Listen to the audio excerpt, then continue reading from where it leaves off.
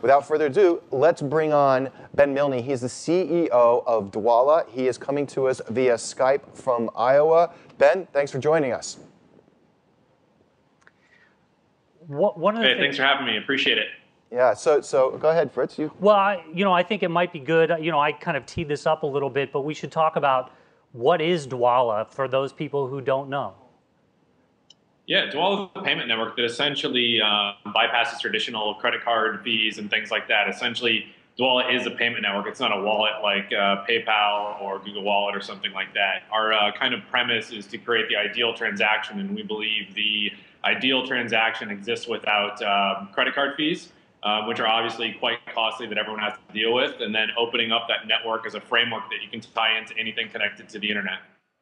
So maybe you can describe a little bit about how Dwolla works. I mean, I think a lot of people are familiar with things like PayPal, but what's different about Dwolla and how, That's right. I'm especially curious about the workflow. Yeah. How does it work from beginning to end, and what makes it different compared to other solutions that are currently out there, such as PayPal?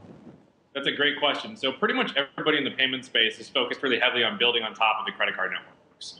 So the credit card networks have all these different layers baked into the system over decades of innovation that now we're just building more stuff on top of. So when you build on top of old stuff, you just increase the cost. You don't actually drive it down. You eventually maybe get more buying power if you get enough volume, but you're essentially still paying for all the old legacy technology that's still stuck inside of it.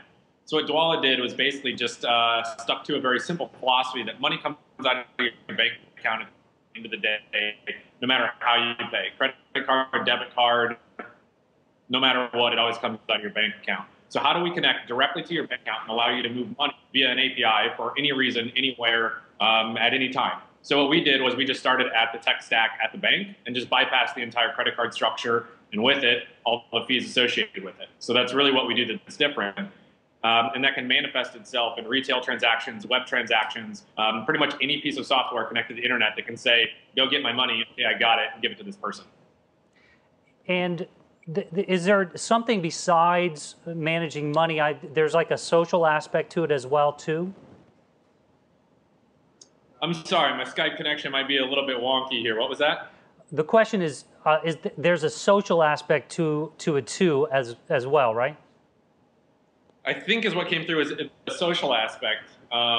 So socially, you can send money from P2P, and you can send money through Twitter and Facebook, and that's really great for user acquisition. But to be quite honest, our core business right now is growing against the backs of replacing kind of checks and wire transfers. So, it's difficult to convert a consumer at a retail location into just buying a cup of coffee. But it's not so tough to show a marketplace the value, and if they need to distribute $100,000 right now to people who need to get paid, and they want to do that instantly, they can use our software at basically no cost. And on the receiving side, the person receiving payment, the only fee they would ever pay is a quarter, as long as it's over $10.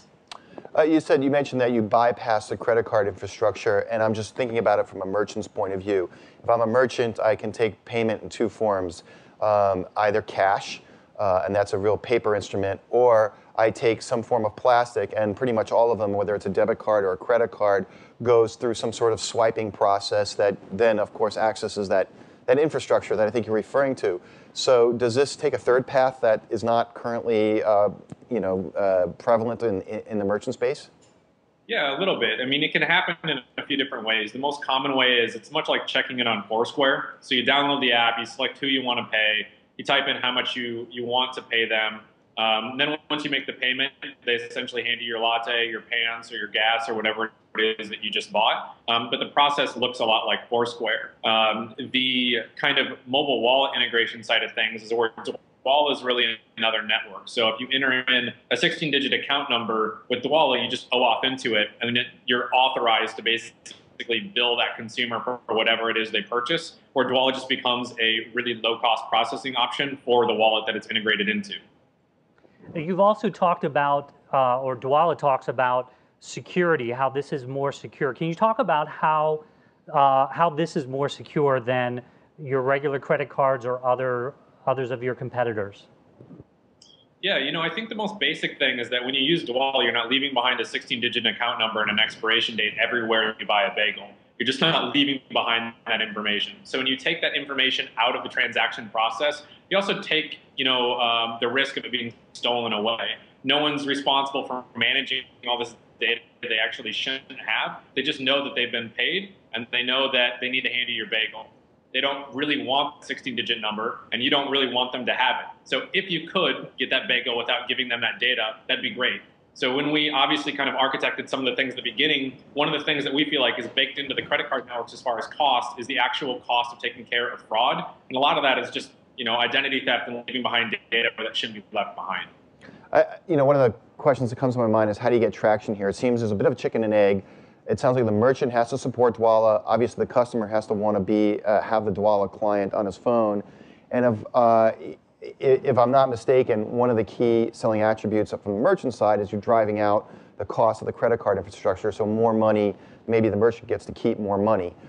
However, how does that incent the consumer to actually want to engage over that infrastructure versus transacting over the same credit card?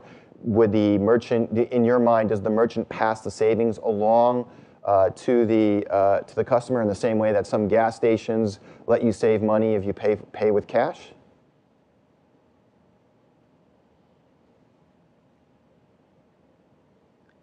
Maybe restate the question. Yeah, I think some all probably will. If you think about it in the most fundamental way, somebody has two. Sorry, I think that how do you solve the chicken and the egg issue, and what's kind of the way that you start approaching that, and do merchants actually incent consumers to utilize the platform? In one case, some merchants do. Some merchants have a few hundred basis points worth of new margin that they want to turn back into some sort of a reward for the consumer.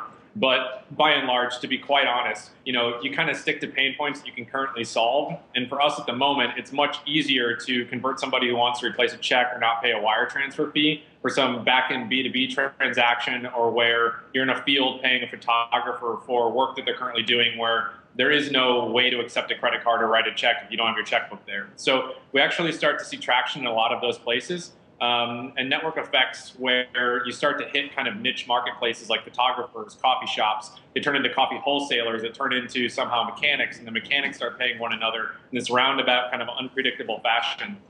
And so kind of traditional ways of distribution have been really great for us, where you have these kind of niche markets. And now those things are becoming more accelerated by people leveraging the API in ways that we never would have originally thought of. So even though merchants and retail for us looks like a great marketplace, I think it's probably a marketplace that we're not going to be ubiquitously accepted inside of for quite some time. The barrier to entry to that marketplace is just pretty darn high. What about the competitive set? You've got a company like an outfit like Fiserv. They bought Cash Edge. You've got Wells Fargo, JP Morgan Chase, Bank of America, all getting into the P2P space. Your little Dwolla out there in Iowa. How do you compete with these big guys? Well, doesn't matter where you are, by the way. Yeah, we can offer the big guys real time, so there's no reason we have to compete with them. Co-opetition is a interesting term you hear a lot in payments, but our software can offer them real time. So getting the money to their consumers or getting money to the receivers faster is something that we can help them with.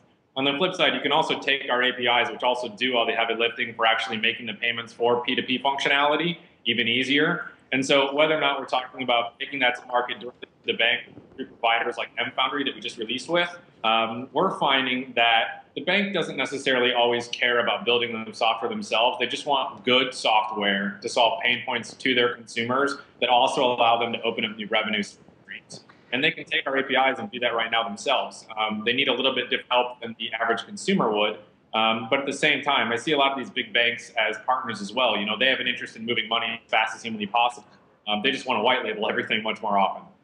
And how will you deal with the inevitability that you'll be regulated, especially around privacy and security?